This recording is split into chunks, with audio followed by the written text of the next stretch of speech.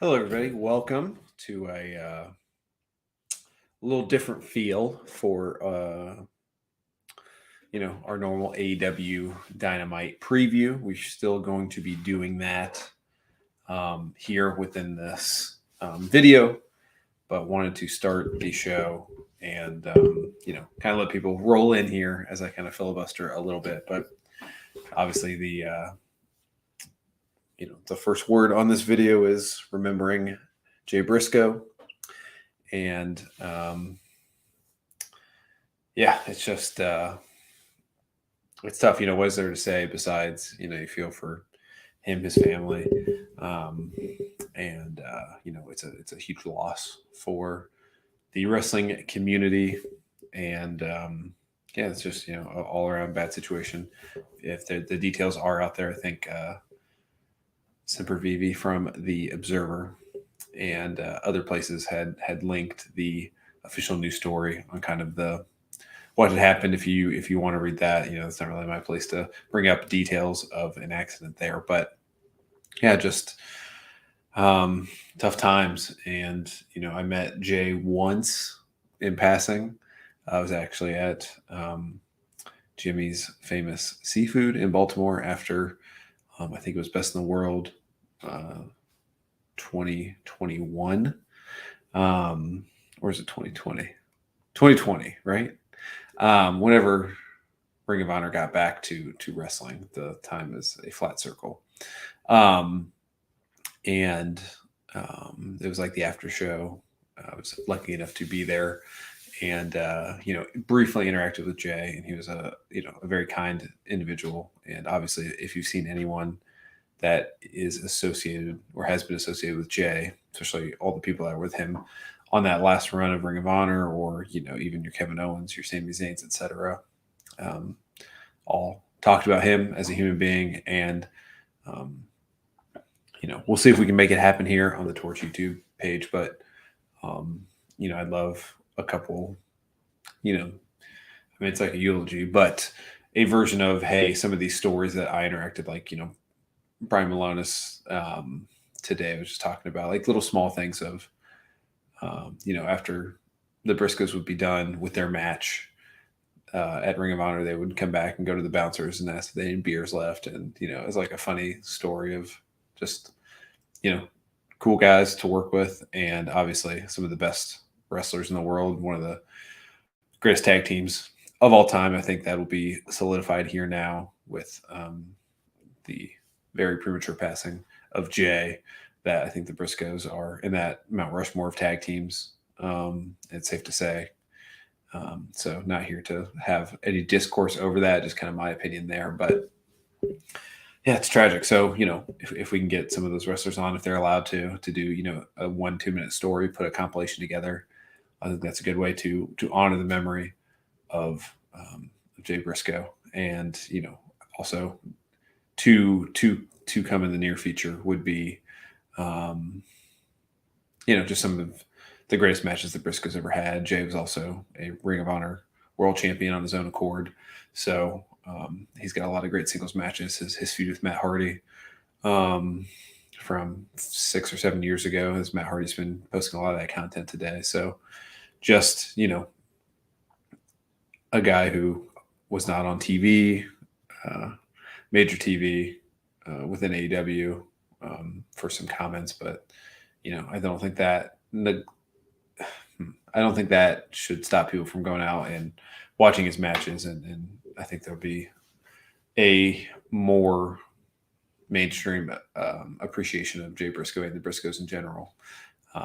And I would be remiss if I did not mention that it was Mark Briscoe's birthday today. So thinking about him and the entire family, the 2 daughters that were in Jay's car were in critical condition. One needed some pretty intense surgery, so hopefully both of them can make a full recovery. But just bad times all around for the whole family, and wishing them nothing but the best, and wishing you nothing but the best.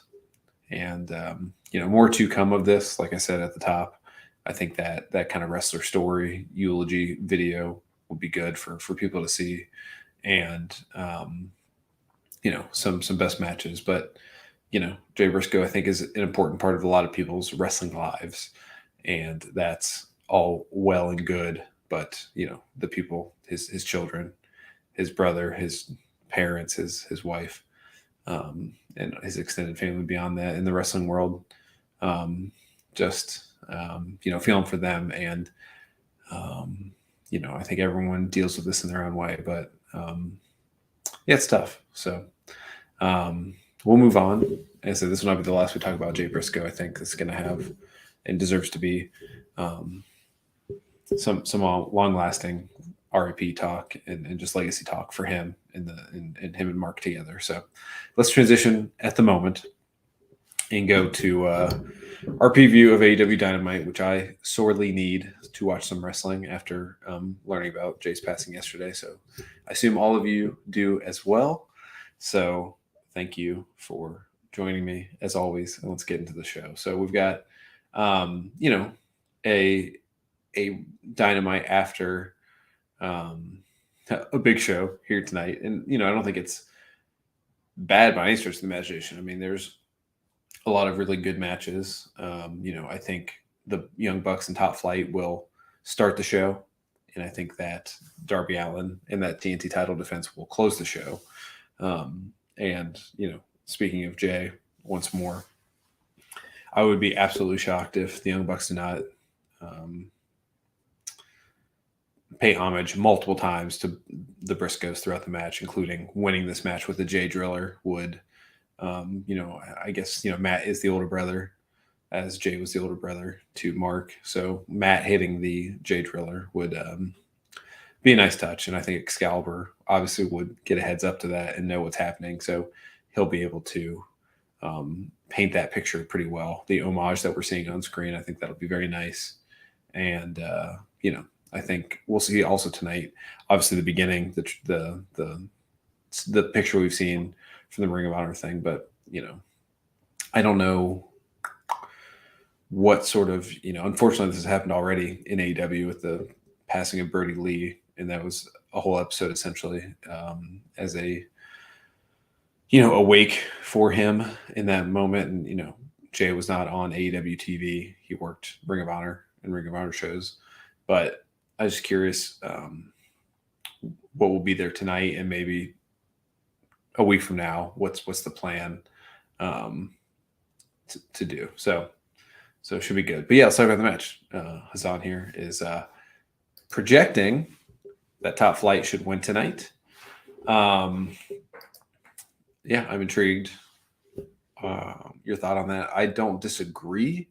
It would kind of, my only thing I'd be worried about there is what you do with Top Flight after the fact. And if you win this, you have to pay it off, unlike what you did with Private Party. Getting that big win in that tournament when AEW started.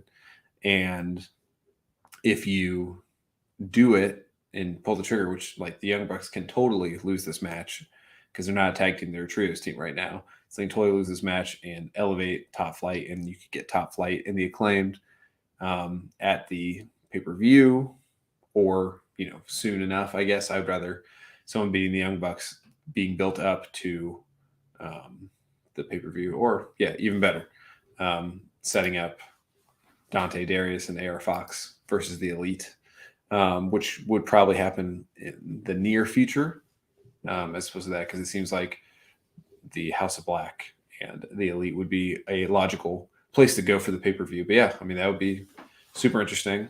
I just, that might have been on the books tonight. And, you don't have to win with the Jay Driller, but I certainly think that the Bucks are going to hit those moves to pay homage to their, to the Briscoes who they wrestled. I mean, I don't know if anyone wants to look it up on cagefight.net, but I mean, it had to be just, whether it be in multi-man tags or just straight up tag matches. I mean, it had to be just, 20, 30 times in just Ring of Honor alone. So, they've got a lot of history, those guys, and I think there'll be a lot of homage being paid there. But we'll see. If not, what does Top Flight do, right? I mean, they're just, they've lost a lot. They've looked somewhat strong in that, but, they're kind of in that mode of, especially with Dante, who was wrestling solo for a long time. Just, he's almost in this slot that is going to be hard for him to come out of like the, plucky young kid who loses all the time. And, you could change that tonight by beating the Bucks, but you got to do something. If it's they win and then they lose the trios match against them, I think that's fine. But I think there's better things to do. Like, I'd rather them win and then go fight the Acclaimed for the tag titles if you're going to make that move. But a bold pick there, Hassan. I think the Young Bucks will win tonight. I think, as I said 17 times already, I think they'll pay homage to the Briscoes and a win, be a nice emotional moment. And then I think there'll be something a little more formal in the coming weeks to honor Jay Briscoe, but we shall see. And then, other matches tonight, we'll get to the main event. Let's get to the main event now. It's totally fine.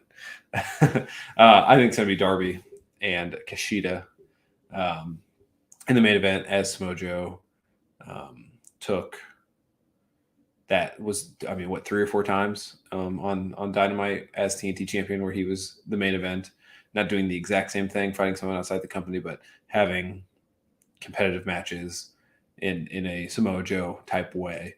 And I think this will be in the main event. I think Darby and Kushida work well together. Should be a high flying match. Hopefully they'll get more than whatever the 12 minutes that the trios match got last week. That seemed to be a thing that it had not been an issue for a long time on Dynamite, and it happened last week where you didn't get at least 15 minutes from the main event. So hopefully that's avoided. But it's another defense for Darby. Kushida is definitely not getting the belt here, and should just be a pretty good match. But it kind of is indicative of the type of match that we have tonight, or the type of Dynamite we have tonight, and one that looks good but is not anywhere near the level from a big time match standpoint and big stakes all the way around, start to finish. Some people called, not me personally, but some people called last week one of the best Dynamites of all time, if not the best Dynamites of all time. And this is the necessary letting the steam out of the Instapot, if you will, of solid matches, but not feeling like a ton of stakes throughout the show. So I think this is a good main event to quantify that. And as Zan says here, Darby getting ready for his match with Sting and Muta in Japan. And then do we see the Great Muta tonight? I don't know. We shall see.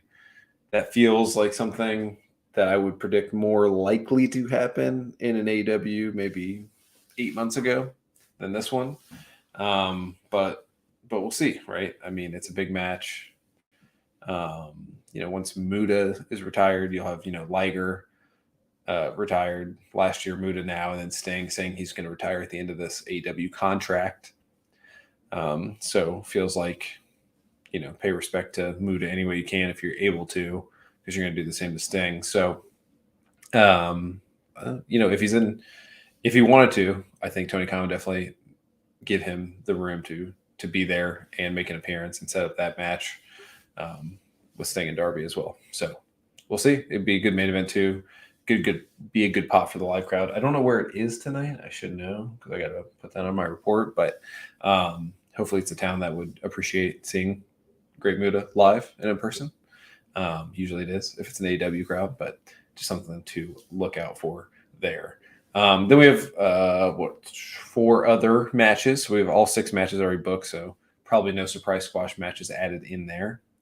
But for another title being defended besides the TNT title. Oh, okay, they're in Fresno. So, yeah, I think that's a pretty good fan base, especially, AEW has not come to that part of the country as of yet. So you should get some pretty hardcore people, as you typically do, for that. So yeah. And if you're going to get a flight from Japan, Fresno is pretty close relatively if you're going to travel to the States. So, it's not in Washington or something. So what DC that is. So we'll see. So the other title match that we have on the books is Orange Cassidy taking on Jay Lethal for the All Atlantic title. I'm very curious what you all think. Hazan has a particularly pretty good feel for this sort of thing. Yeah, and look at that, just like clockwork. I knew you'd support me on this, Hazan. So yeah, Orange Cassidy should lose the belt. Should. Um, I don't know if I would totally sign off on that, but I think this is a good opportunity to get the belt off of him. Right, you're already telling a story of dissension in the best friends. You are, the belt has felt defended enough to not lose its status there. And yeah, also Joey, thank you for joining. Not to Jay Lethal though. I also would agree with that statement, but it feels like the way that Lethal and Jeff Jarrett have been booked, that it seems like an almost certainty that you're going to get some interference. And if Jeff Jarrett's able to hit Orange Cassidy with the guitar and somehow the ref doesn't see that and Jay Lethal gets the pin, it feels very much like a contrived finish like that is likely, and it makes sense for those types of heels to win in that way. And this feels, if you're going to give this group, being Lethal and Jeff Jarrett, a title, it is this All Atlantic title.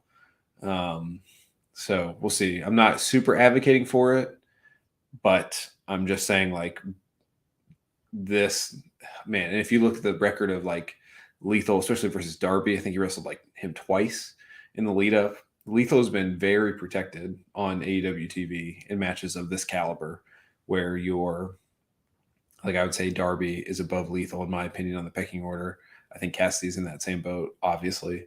And Lethal has a pretty good track record one-on-one on Dynamites against people that are higher on the chain than he is. So for that reason, for the heat of Jarrett and Lethal screwing Cassidy, getting that belt, that doesn't really mean anything to anybody. I think it's, I know, what is it? It's, we're 2 hours before showtime.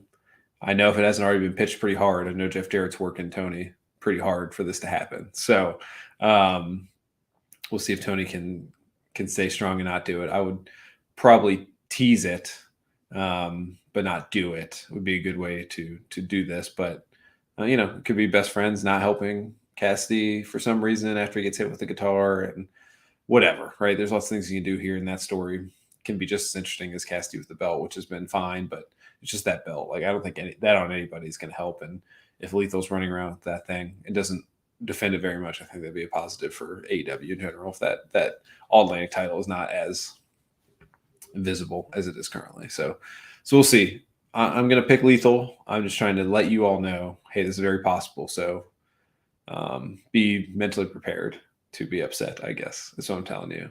But we'll see. We also have, let's go. We got Willow Nightingale taking on Toni Storm in a singles match. So an interesting singles match. I think Toni was the obvious MVP of the tag title the tag match last week on Dynamite. She was, working. She worked 98% of that match, and Saraya took a couple bumps and rolled out of the ring. And so I think this is a thank you for being the MVP of that match and getting it, from start to finish. So, her versus Willow is interesting, because Willow just had a, pretty epic match on Rampage. Didn't bleed as much as Ruby Soho, and Dr. bombed Anna Jay off the stage and missed the table. It's pretty rough. If you haven't seen that, you'll have respect for Anna Jay forever for taking that bump. But yeah, and as Azan said here, weird face matchup. Yeah, so I don't quite know. I certainly hope neither are turning heel. I guess it's a good vessel for Shida to do so, since that was so weird last week in that match as well. Her throwing the kendo stick, and hopefully we get some update there, and maybe Shida will be at at ringside and get hit accidentally while she's on the apron, and that's what turns her off, and then she screws over Toni, and Willow gets the win, I guess would be the reason for this. But I just don't know how you don't have like one viable heel in the women's division, on Willow's level to do this, right? Like, you can't have Ty Conti out there doing this exact same thing is very strange. So maybe you want Cheetah to attack Willow and Tony and beat them both up and look like a total badass. But that's the only thing I can think of is for her to beat up two people that were in the match, two faces, and get the super duper heat. But we'll see. I mean, I think the match should be good if it's not, that. But I think this is all building to that Cheetah turn and her interaction with Tony Storm, and so we'll see. But interesting face. Then we've got Jake Hager taking on Ricky Starks in a not in a hat match. Winner gets Jake Hager's hat, which I think is got to be somewhere, right? Instead of like a hair match, it's if someone beats Jake Hager. I mean, this could main event a Rampage or something like that, where if he loses, he loses his favorite hat. Maybe he then goes to a magenta hat, something that's close to purple but not exactly purple. Or if he loses, he can't wear a bucket hat anymore, something like that. I think that would be fun and on the level of what Jake Hager is in AEW. So taking on Starks tonight, obviously it's just continue the story between Starks and JAS. So I think Starks gets the win here pretty convincingly, under 10 minutes, and we'll see what happens. It's probably more about the interaction between him and Jericho at the end of it. And, I think all that is fine and dandy. It doesn't look like much on paper. It's on the very bottom of the graphic when you search what's on Dynamite tonight. But I think it's got the potential to be it bolsters up Ricky Starks with a big win against Jake Hager. And also I think the post-match stuff could end up being memorable on this show, right? Telling the story. I'm interested to see like what they do, what Starks is doing at Revolution in a couple weeks. Is he involved with Jericho from here on out? Or what? And if it is the case, minus last week, which I didn't think was a great segment between the two groups, I think Hager and Starks talking at each other, not Starks kind of talking to JAS and the same in turn, right? If he's beating Hager, then beats Garcia, then beats whatever, he kind of do that little mini MJF thing. It can work and just have Starks dominate and destroy the whole group and crumble.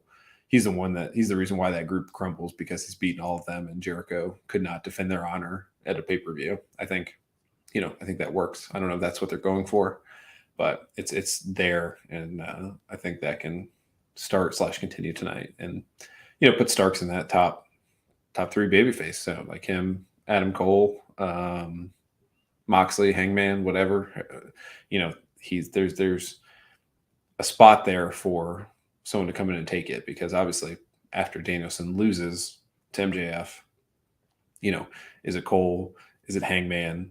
Is it, Starks? Like, I think those would be the next three people to take him on. I'm sure that I'm missing someone blatantly. So please drop that in the comments if I'm missing somebody to, take on MJF in that role. But, if you get Starks in that spot to be in that role like that, that's great. And obviously Wardlow, I guess, but he's so cooled off recently. I don't even know if you need to do that. It's kind of best to forget the interaction between, him and MJF at Double or Nothing. So yeah, Zach, that's a good one. Jungle Boy would be good. I don't know if I'm there for a pay-per-view match at this point, but you kind of need stopgap opponents in between pay-per-views. So I think he fits that right now for me, but I'm open to change that. Our last match that we have on the docket is Bryan Danielson taking on Bandito, continuing Danielson's need to win the next 3 weeks now in a row to be the number one contender, which is fine. This match will be good. And just, same issues I've had from the beginning with this, and including last week, just Danielson taking on, a relatively new babyface to the AEW audience. I understand he just wants to, just like with Takeshita last week, people like Bandito and he's super fun to watch. And I know Danielson just wants to wrestle him, and that's why this has kind of been shoehorned together. But, having Danielson stomp the head of a guy like Bandito that we all like, and are, if you haven't seen him wrestle a ton, you're going to like him when you see him in there. It just, is not super duper productive, and there's better people to be in this position. Like, I'd much rather Danielson beat Jay Lethal tonight and have Orange Cassidy take on Bandito. I think that's, if you just swap the people wrestling. Oh, jeez. Punching my mic. If you just switch that, people wrestling tonight, I think you have a better show right there. So, we'll see. But yeah. And as Hazan and Joey are talking in the comments, I think we definitely see an MJF be, he's racist towards Japanese people last week. I'm sure he will do, not, the heel racist thing with, saying speak English to Bandito, etc. So that's all there on the table. So hopefully we don't get a repeat of last week's segment, but knowing MJF and what he's doing with his character at this time, I think he might lay out the exact same segment on purpose so people complain about it and he gets heat that way in his mind. So again, I don't necessarily think that's the most obvious thing that's going to happen tonight, but I think MJF doing a similar promo that he did last week with less celebrities, obviously in the arena, is something to look out for as well. So, but MJF certainly will be involved in some way, shape, or form on camera, talking, etc. So, yeah. And then we also have word that, let me say this, speaks with, not sits down. Adam Page will be talking with Renee Paquette. So, off his big victory against Jon Moxley last week. So interesting to see what happens there. What's next for Hangman? Obviously, I mean, nothing's obvious, I guess, but feels like this is going to a third match at the pay-per-view. So I don't think we see Moxley this week. Probably just Hangman being serious and being like, yeah, I told you I would do it and I did it. And, making him look more like a badass face character. And doing that and then kind of sowing the seeds. I think we don't see Moxley for a week or two and then have Moxley come back and, heat that thing back up and get it to a fever pitch. So we'll see. But as Zach says tonight, do things get heated between Renee and Hangman? I don't think so. He might do, he is a anxious millennial cowboy. So you got to think like, that nice guy character, would he get in the face of a guy's wife? Probably not, but to be like a dick, he might say like, oh, well, you're biased with that question because, who's your husband? Tell everyone who your husband is, right? It might be something like that where he wants to point out like, hey, just everyone knows who I'm talking to here when someone asks a question like that. I think that's more a way to, for that Hangman character to be. So, sounds like, do we see Adam Cole tonight? I don't know. I don't know. I mean, definitely he should be on the show. It just depends on, do we have MJF in a similar length segment as we did last week before the Danielson match? Do Starks and Jericho get into it and take time after their match? If so, there's, quite a lot of segments. And you don't want to do the exact same promo with Cole. So unless you're, showing him backstage talking or, hey, I'll be on Rampage, like I think we could see that, like, hey, I'm taking on anyone that wants to fight me on Friday on Rampage to get people to check out Cole and that. But I don't think anything majorly. And then Joey asked about Briscoe. So first 6 minutes of today's show talking about Jay. For anyone watching currently that missed it, or if you're watching on delay, sorry for repeating myself, but just a couple words about Jay at the beginning. And it's tough for everybody. We're all tertiary members. We watched him and enjoyed him wrestle, but my heart really goes out to his entire family. His two young girls, both in critical condition. One had surgery today, pretty intense surgery. It's Mark Briscoe's birthday, so that whole family can't imagine what they're going through. They closed the schools in his kid's school district today because of the tragedy. So, I think like everyone else, it's just horrible. And I was, pretty low energy talking about it because I almost didn't do the show today. Just, it's rough, right? And I think certainly there'll be a 10 bell salute tonight And I think the Bucks, I think they win their match hitting the J Driller, and Excalibur will, do a good job giving you, for giving the audience like insight on what that is and what it means and all that stuff. And, the plan here on the Torch is to try and get some of those wrestlers that you've seen them all over today, Taven and, the Bouncers and Sami Zayn and Kevin Owens. Obviously, we're not going to get Sami Zayn, Kevin Owens. They're not allowed to do anything, but on the video format. But it would be nice to get like a minute or two from wrestlers that knew Jay and just tell stories about him and get a better feel for who he was. So trying to make that happen as a proper sort of eulogy to Jay the person, and then obviously I think there'll be some videos recapping must-see matches, especially once Honor Club is up and running, and you can go back and watch all of his great matches. And there's a lot of great GCW matches as well. So all on the front. It's not the last time we talk about Jay Briscoe, that's for sure. So certainly I think tonight you get the video or the picture we saw honoring Jay, about his passing, and then the 10 bell salute, and then more to come. But yeah, so it's a bad situation, and